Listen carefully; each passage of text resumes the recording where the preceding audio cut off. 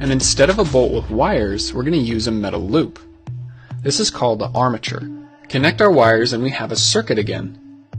This time you can think of the electromagnet as flat like this with the south pole pointing up. Now the armature will spin until opposite poles are lined up. We can keep it spinning by switching the wires just like we did before. But this is a lot of work to sit here and manually switch these wires. We need to add something to the armature called a commutator.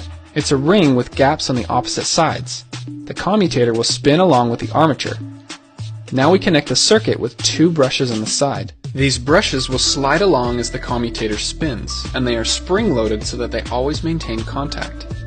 The current flows from the wire, through the brush, the commutator ring, the armature loop, and back through the other side. Now we have our electromagnet and the armature spins. As we come around this time, the brushes will switch contact to the other side of the commutator ring. Remember, there's two brushes, so this is happening on both sides. Before the switch, the current in the armature is flowing this way. After the brushes switch sides, current will flow the other way. This means the electromagnet switches polarity, which will cause the armature to keep spinning. This commutator ring does the same thing as switching the wires like we were doing before, but this time it does it all on its own. It will continue to spin as long as we're connected to a battery. Disconnect the battery, no more electromagnet, and the spinning stops. Now so far we've only used one loop on the armature. This will cause our motor to have an irregular speed, and in fact, we could get stuck in this position, with the brushes halfway between commutator segments.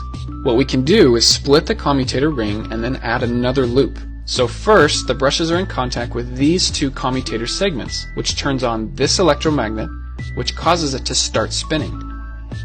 Once we get to here, the brushes switch contact to the next pair of commutator segments, which means this loop turns off and the next loop turns on. Now this electromagnet wants to spin. The brushes switch contact and the next loop turns on. This keeps happening as our motor spins. It's almost like the loops will take turns being an electromagnet. Some electric motors will add many loops to the armature. This ensures that there will be a continuous spinning motion on the motor.